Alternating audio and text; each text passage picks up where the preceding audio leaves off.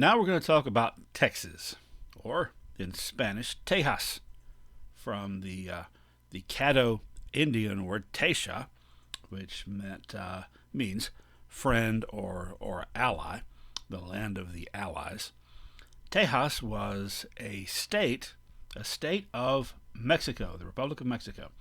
And you can see in this map, a map of Mexico as of circa 1830, and all the different states that made up the country. Now, a handful of these states, including Tejas, are kind of a salmon color. What does that mean? Well, we'll be looking at this map again in a few minutes, and then we'll be able to see that. Well, in Tejas, there had been, for example, Cherokees that had been allowed to come in. Some of the Cherokees who had gone early to the west by the early 1820s, they had been allowed by Mexico to come into northeastern Texas, and they were happy to have them there, in part because they would provide a buffer against the Comanches, the Comanche Indians of the plains, who frequently raided the Mexicans, raided Mexican villages, and took captives and livestock and whatever else they could win away.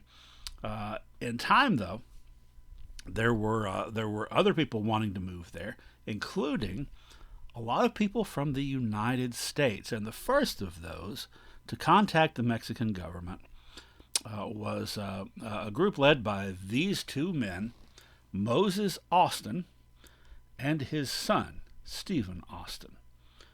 They were wanting to get a grant of land in Texas, and the Mexican government agreed to allow them to do so. They were going to allow them to bring 300 settlers from the United States. Well, Moses Austin died in 1821 before the journey could be made. So he died in 1820, excuse me. So it was, no, I was right, 1821. His son Stephen took over. Perhaps you've heard of Austin, Texas, named after this family. And so the 300 settlers led by Stephen Austin came in and took possession of that land in Texas, and became known in Texas lore as the Old 300, the original first Anglo settlers in Texas. Now, why were they coming? Part of the reason was that cotton grows really well in East Texas, in the Red River Valley of northeastern Texas. And so if you could get a hold of some of this land and you could plant cotton there, you stood to make a substantial profit.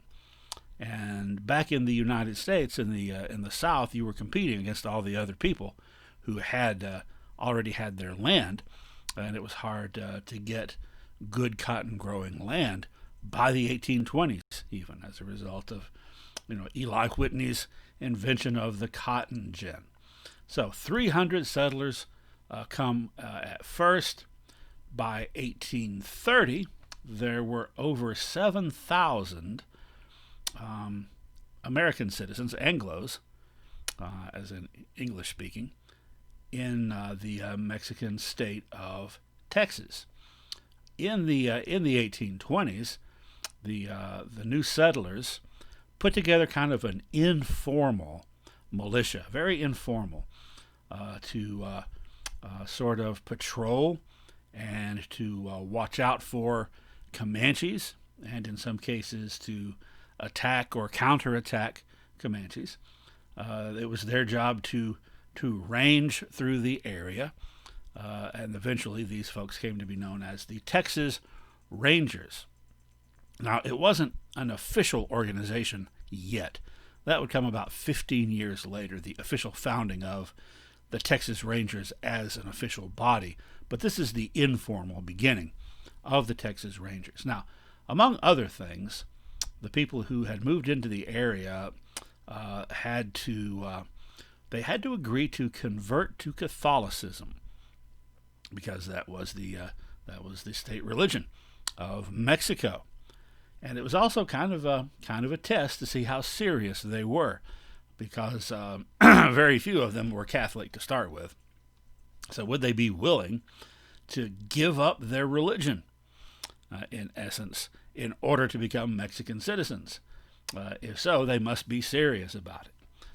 So those settlers signed documents stating that they had converted to Catholicism.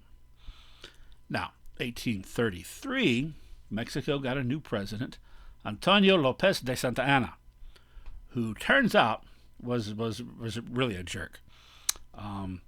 Within a short time, he dissolved the Mexican Congress and centralized the government, which is a euphemism.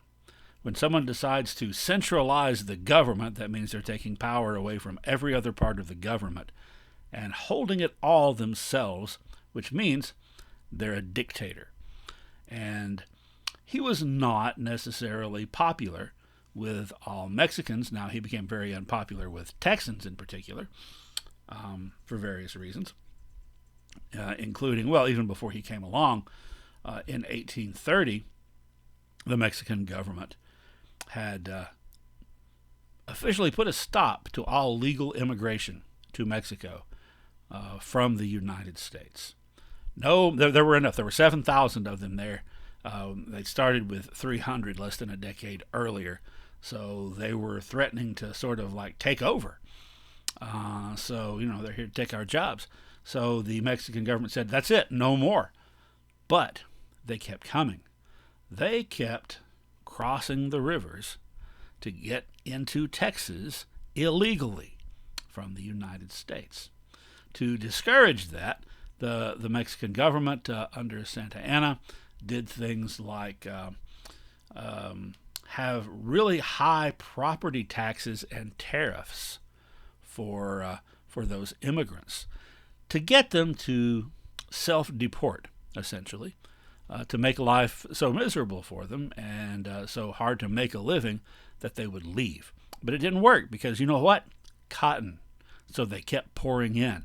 Then something else was added, a requirement that all these immigrants not only abjure, deny their religious affiliation with any Protestant church and convert to Catholicism. Not only that, but they had to pay tithes. The government required them to pay 10% of their income to support the Catholic Church. Now, this should tell you something about the people who were coming into Texas. They were willing on a piece of paper to deny their religion, but they weren't willing to pay money to support another one. So anyway, he was doing that. He was doing draconian things, not only in Texas, but throughout Mexico. And here's where we see that map again. Several Mexican states rebelled against Santa Anna. Texas was one of them. But there were about 5 or 6 others that rebelled as well. Now, Santa Anna is going to be, well, he's in charge for a while, a good long while, and then he's out, then he's back again. He's still running the show right up to the verge of the American Civil War. Now, I mentioned that a lot of those immigrants coming to Texas were there to grow cotton, and they were coming, many of them, from the southern states. Now, they were coming from everywhere, all over the country, and even all over the world, some other countries, but the majority of them were coming from the American South. And they were bringing their slaves to work in the cotton fields. Now, when the Republic of Mexico had initially been formed, one of the things that they did in their first constitution was that they banned slavery. So no slavery was to be allowed in Mexico, period. Which, of course, in the United States, there were some states that were free states, but slavery still existed everywhere. So that was 1821, right around the time the old 300 showed up, is when the Mexican government that had declared its independence a decade earlier officially came into being, and one of the first things they did, no slavery. And yet, these folks are moving in with their slaves. There were about 2,000 Tejanos living in Texas in 1820. What is a Tejano? A Tejano is a Mexican citizen of Mexican ancestry that lived in the Mexican state of Texas. So these are Mexican Texans. All right, 2,000 of them in the 20s. By 1830, there were 4,000 Tejanos, and there were, by 1836, 4,000 Tejanos, 30,000 now, 30,000 Anglos. It had been 7,000 in 1830, so it has more than quadrupled in 6 years. 30,000 and 5,000 slaves. That means that the Americans coming to Texas, bringing their slaves with them, actually had more slaves in Texas than there were Mexicans.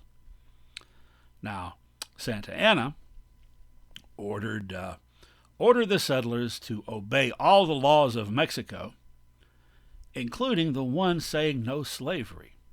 And this really was the final straw for those Texans now, or Texians as they call themselves initially. And the cry kind of went up among those Anglos, those white folks from the U.S. living in Texas. They're coming to free our slaves. And they didn't mean that in a good way. Free our slaves, but enslave us. So it's similar to some of the rhetoric that we've encountered in our lectures from the early U.S., when people were saying that the British, for example, were coming to enslave us by having all these rules, and yet at the same time the people saying that literally had slaves. So Texas declared its independence and attempted to break away from Mexico, as did those several other states, each of them individually, and none of them succeeded. So the Texas Revolution involved not only Anglos, not only white people, but a lot of those Tejanos took part as well. A lot of the Mexicans living in Texas fought on the side of Texas against Mexico, and that shouldn't be too surprising because those other 5 or so Mexican states had a lot of Mexicans in them, and they were rebelling against Santa Anna. Well, if there's going to be a Declaration of Independence, there's going to have to be an army to establish that independence, and if there's going to be an army, someone has to be in charge. So just like in Philadelphia in 1775, 76, these decisions are having to be made. Back then, it had been George Washington. This time in Texas, it is Sam Houston. Sam Houston, former governor of Tennessee. This is him later in life.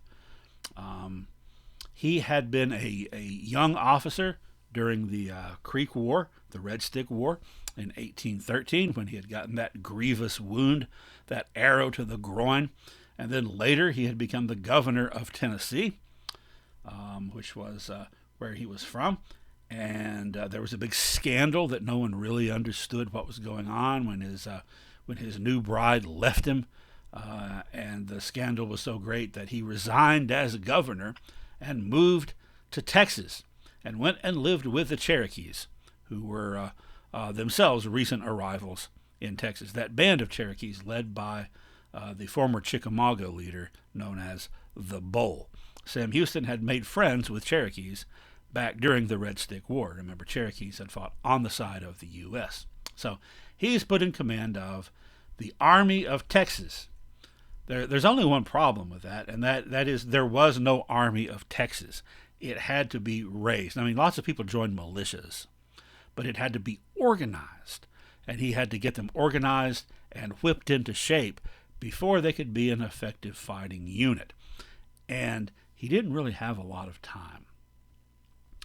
The Mexican government said that foreigners landing on the coast of the Republic or invading its territory by land, armed, and with the intent of attacking our country, will be deemed pirates and dealt with as such.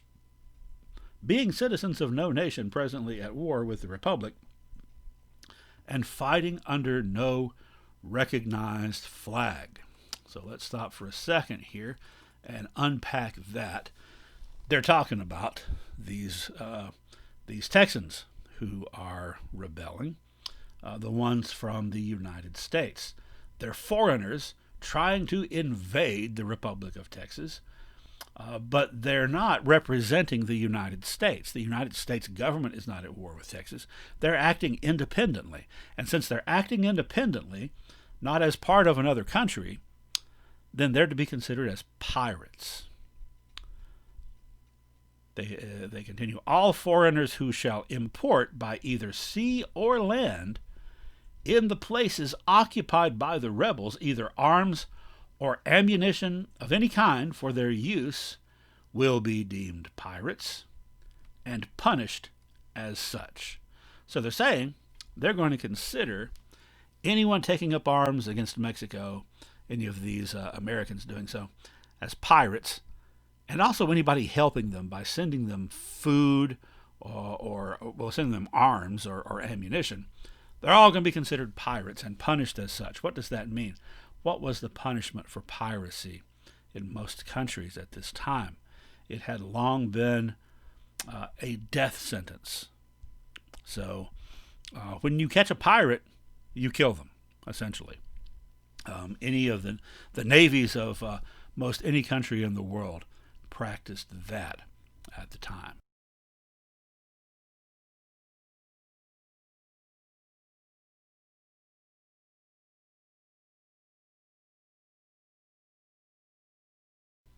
Part of the Texas military response was now the official formation of the Texas Rangers, commanded by a major and divided into companies, as opposed to the first Rangers in 1823, which was 10 guys that were assigned to do the job by Stephen Austin. So at this point now they're an official force and will remain so. They would become known to the Mexicans they were fighting against, both in this war for Texas independence and later the U.S.-Mexican War, as Los Diablos Tejanos, the Texan Devils. Of course, the most famous military response is the one that took place here in this abandoned Spanish mission in San Antonio called the Alamo, which was in the unenviable position of being sort of in the path of Santa Anna's army, and really needed to hold them off as long as possible to give General Houston time that he needed to get his troops in order and to prepare for fighting. Now, this is a very famous episode in American history. We'll talk about some other episodes that are not quite as famous, but were pretty well known at the time. But this one bears dwelling on for a little bit. There were ultimately around 250 men at the Alamo.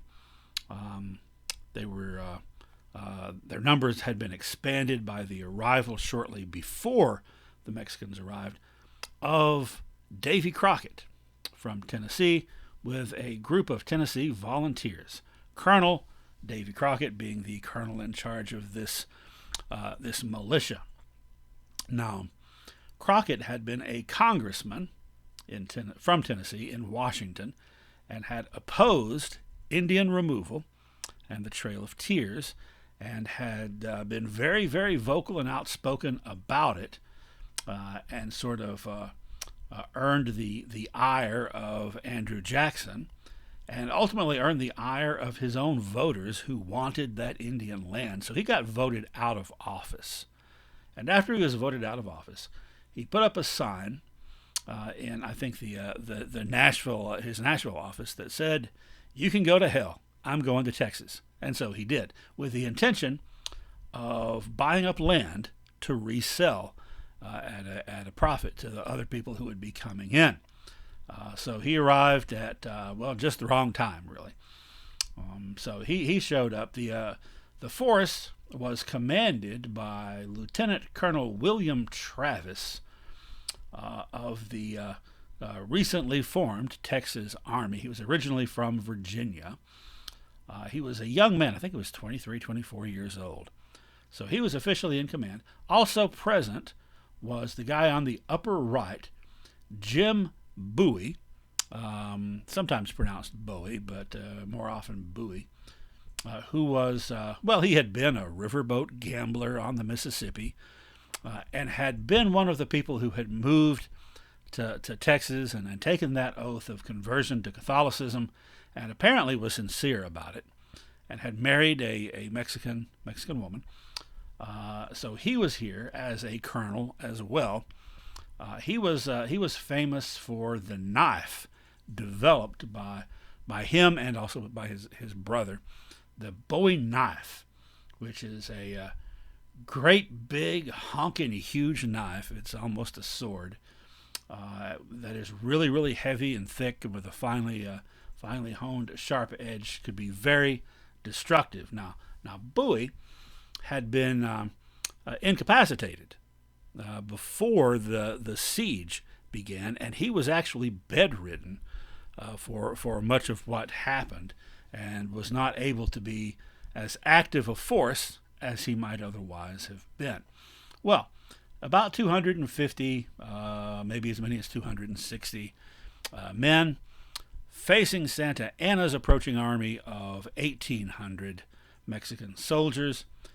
So they were not in a very good spot. And when the Mexican army arrived, they played I think it's called the Deguello, the song that indicates that no quarter will be given, no prisoners will be taken, because, remember, the Mexican government considered these people pirates, land pirates, and so anyone that did not immediately surrender was going to be certain that if they lost, they would be killed. Now, there's a famous story, and I'm not entirely sure that we can verify it happened, but the story goes that Colonel Travis gave the men an opportunity to surrender if they wanted to, and he drew a line in the sand with his sword and said that anyone who wanted to surrender, no one would say anything bad about them, they could go surrender to the Mexicans, but anyone that wanted to stay there and fight to the death with him, step over the line. And everyone stepped over the line except one guy who left. Colonel Bowie, who was on a stretcher, had someone pick him up and carry him over the line. The siege in which they were holding out against the Mexican army lasted for 13 days. The last week of February, first week of March of 1836. Now, finally, on the 13th day, the Mexican army breached the walls and came pouring in to the mission, to the compound. And remember, they had said ahead of time they will take no prisoners. So there was an intense fight. All 250 defenders were killed, 250-ish, and it's estimated somewhere between 600 and 800 Mexican soldiers were killed. Now, according to the Mexican soldiers, witnesses, there was a small handful of defenders that were still left alive at the very end that were led by Colonel Crockett, and they continued to try to fight. Crockett was out of ammunition and swung his swung his rifle as a club, and some accounts have them being shot down in battle. Other accounts have them being overwhelmed and captured and then executed by being bayoneted to death. Some accounts had Colonel Crockett begging for his life and trying to run away. It's really, with all these conflicting accounts, it's impossible to say exactly what happened, other than that in the end they were all dead and that they all stepped over that line, knowing that would be the outcome almost certainly.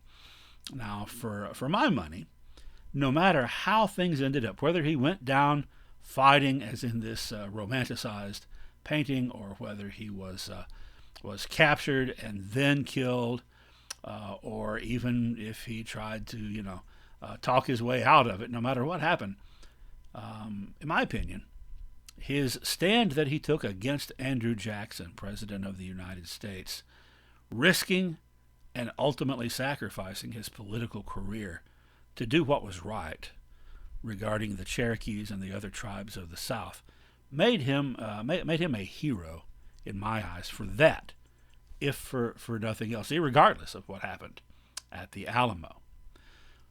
Well, after this happened, the other Texans were inspired by this story of resistance to the very end, and they used the Alamo as a rallying cry when they were in battle against the Mexican army. Remember the Alamo. And not long after, they got another incident to add to their rallying cries: Goliad. At Goliad, the Texans were defeated by a much larger Mexican force, and they surrendered. Now, the same thing was in effect. Santa Anna was going to take no prisoners. So after they surrendered, 342 of them were summarily executed. Now, this did two things. Number one, it made the other Texans even angrier.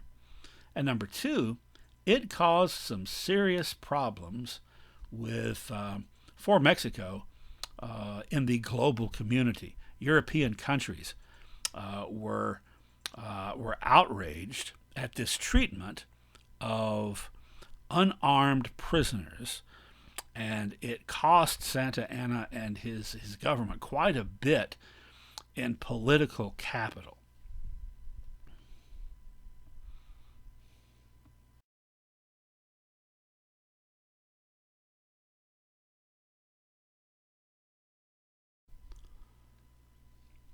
Just a little more than a month after the Alamo, this war came to an end at the Battle of San Jacinto, which actually would have been pronounced by the Mexicans as San Jacinto, but the Anglos won, and they're in charge now, so it's San Jacinto.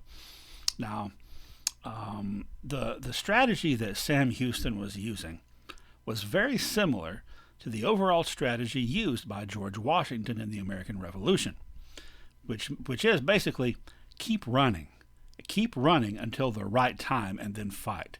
This is what you do when you're facing an overpowering, larger force. You do not turn and head straight at them, because that will end your war for you right quickly. So Washington kept the British chasing him until he could get them to relax their guard, like they did on Christmas morning at Trenton, New Jersey, and then, when the time was right, struck them. He struck them, Washington, on Christmas, early on Christmas morning. So Houston did something similar. He kept running, and some people referred to him as Granny, and I think similar things may have been said about Washington in his day. Similar things were later said about Robert E. Lee, by the way, who faced a similar situation. So when the guard was down of the Mexicans, that's when Houston and the Texans attacked. And they swooped down into the camp of the Mexican army in the wee hours of the morning, right around dawn, totally unexpectedly, and sort of tore through the camp. And many of the Mexican soldiers ran to the river to try to escape, and they were ridden down and killed until they surrendered. Now, Santa Anna was leading the army personally, so he was there present. Now, there's a story, a legend that is not verifiable, that there was a woman named Emily West, or Emily Morgan, who was biracial, that is, had a one white parent, one black parent, and the word that was used back then for that, which is a very incorrect thing to say now, fortunately, was mulatto, if you've heard that word. Also, sometimes, an even worse term, is that people who were biracial were called high yellow because they had a lighter skin tone than people who were not biracial. So Emily Morgan, according to the story, was a prostitute who had a sense of loyalty to Texas, and that she actually, in one version of the story, was a spy posing as a prostitute who kept Santa Anna busy all through the night by having sex with him, so that when the Texas Army attacked at dawn, they literally caught him with his pants down, helping to enable them to win the battle. And some people have said, by the way, I say this is not verifiable, but what is verifiable is that Sam Houston told people this story, that this happened. Also, according to some, this story about Emily Morgan was the inspiration for this famous song about Texas.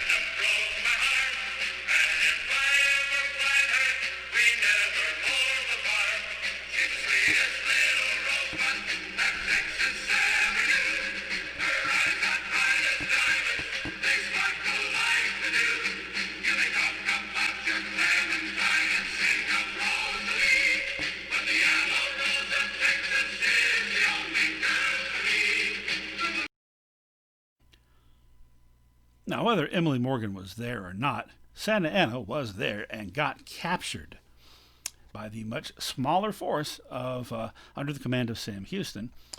And after he was captured, for the conditions of his release, he agreed to sign a paper recognizing the independence of the Republic of Texas.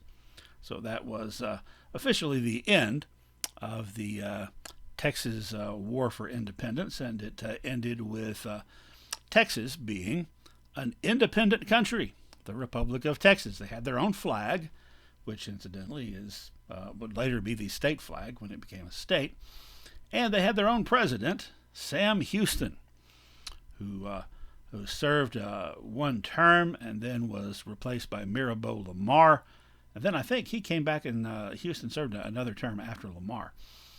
Now, Santa Anna claimed that just because he signed that paper, it didn't mean anything because it was done under duress. Kind of had his fingers crossed. So after he was free, he refused to recognize the independence of Texas. But there was no more full-scale war. There were some little skirmishes here and there throughout those next few years, roughly about 9 years, that Texas was a country in its own right. So the country of Texas still had to deal with Mexico, and they also had to deal with the Comanches. In 1840, in San Antonio, dozens of Comanche leaders came in for a parley, for a diplomatic meeting with Texas government officials regarding Texas captives that the Comanches had taken over the years. Now, Texas wanted all the captives given back. The Comanches wanted their sovereignty to be recognized, the sovereignty of the Comancheria, their territory, something which was not done, that was not recognized by Mexico. That was what they wanted. Now, the story goes that one of the captives they brought in was a little girl who, during her captivity, had at some point been punished by having her nose burned off. And when the people of San Antonio saw the little girl, they just went into a fury. That's one version of the story. Another version of the story is that the Texans never really meant to negotiate anyway, because they brought these Comanches in. Everyone was supposed to be unarmed, but lo and behold, surprise, the Texans were armed, and they attacked the Comanches, who also were armed and fought back. But 35 of these Comanches were killed, and the other 30 were captured. This is not a way to win friends and influence people, because the other Comanches were not happy about this at all. These were the Comanche leaders that were willing to negotiate. So imagine what the reaction is going to be from those Comanche leaders who were not willing to negotiate, who now are the only ones left, and who now are going to be able to persuade their people to resist along with them. Remember, in native culture, no one gives orders. A leader has to persuade people to follow them. Well, after the Texans did this to these Comanches who had come in under a flag of truce, the other Comanche leaders had no trouble raising up the people to attack Texas. The principal leader of the Comanches who were on the attack in 1840 was this guy whose name in Comanche was Pochanaquarip, which the Texans were kind of modest about translating accurately, because it was embarrassing. It was what we today might call politically incorrect. So they called him Buffalo Hump, but his name was not Buffalo Hump. Now, there was a book by Larry McMurtry that was a prequel to Lonesome Dove, Comanche Moon, that was made into a miniseries that has Buffalo Hump, played by Wes Studi, and he has a hunchback. But that's not why they called him Buffalo Hump, and in fact, he wasn't called Buffalo Hump by anyone except the Americans and the Texans. His name actually meant erection that will not subside. So the Texans had a hard time bringing themselves to say that, so they said, let's call him Buffalo Hump. So they did. Anyway, Buffalo Hump gathered in his force over 1,000 Comanches, and they swept through Texas, burning towns and killing Texans. This big arrow here is the route that Buffalo Hump took on his raid all the way down to the Gulf of Mexico, ending at the towns of Victoria and Linville, which were completely destroyed. The few survivors at Linville, only survived because they got in boats and rowed out into the ocean far enough away that the arrows couldn't reach them. Then they had to watch as their town was burned and everyone in it was killed by the angry Comanches. And you can see there where San Antonio is and where the Council House fight took place. Now this was the high point of the power of the Comanches in Texas. This was a huge, huge victory for the Comanches, but they would never be at this point this powerful again after this. Now, I mentioned that the Republic of Texas still also had to deal with Mexico, and sometimes it was Mexico kind of testing their borders, because Texas and Mexico disagreed over exactly where the border of Texas was. The Texans claimed it was much bigger than the Mexicans had originally said that it was. But sometimes the conflict arose not from Mexicans attacking, but from Texans attacking Mexico. For example, in 1841, under the direction of the second president of Texas, Mirabeau Lamar, who's the same guy, by the way, who chased out the Cherokees, an expedition was sent to try to capture Santa Fe in Nuevo Mexico, or New Mexico, because Santa Fe was an extremely important town. It was right there. It was the hub of a major trade route. So if Texas could grab that and expand their borders, they'd be doing well. But they were defeated very, very decisively. And another sort of similar expedition took place a couple of years later, the Mir expedition. Not nearly as well organized as the effort to capture Santa Fe. Essentially, the Mir expedition was when a company of Texas Rangers, I think somewhere around between 100 and 200 Texas Rangers, just sort of decided to invade Mexico. And they did. And they came into Mexico and discovered, to their chagrin, that it turns out there's a lot of Mexicans. So they were very quickly defeated in the village of Mir, which is where this gets its name. And about half of them were killed, and the others were captured. Among those captured was the guy on the left, William Wallace, supposedly a descendant of the famous Scottish leader William Wallace, better known as Bigfoot Wallace. He was a huge, huge guy, very, very tall. In fact, an eyewitness claims that in one of the later battles, I think it was may have been the Battle of Mexico City or Monterrey during the U.S.-Mexican War, he was heard to be yelling in the crowd of combatants, "Has anybody seen a great big tall Mexican? Because I need some new pants." So, very colorful figure, one of the most famous Texas Rangers. So he was among those captured.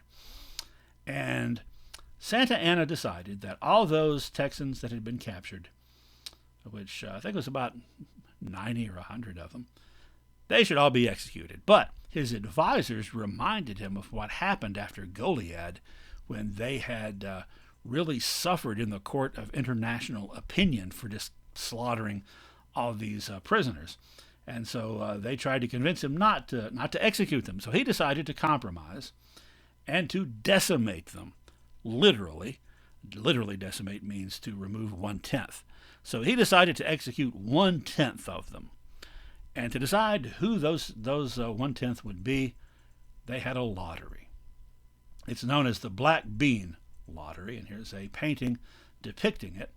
So each of the prisoners, you can see they're all lined up, they come up to this jar, and in this jar are some dried beans, the same number of beans as there are number of prisoners.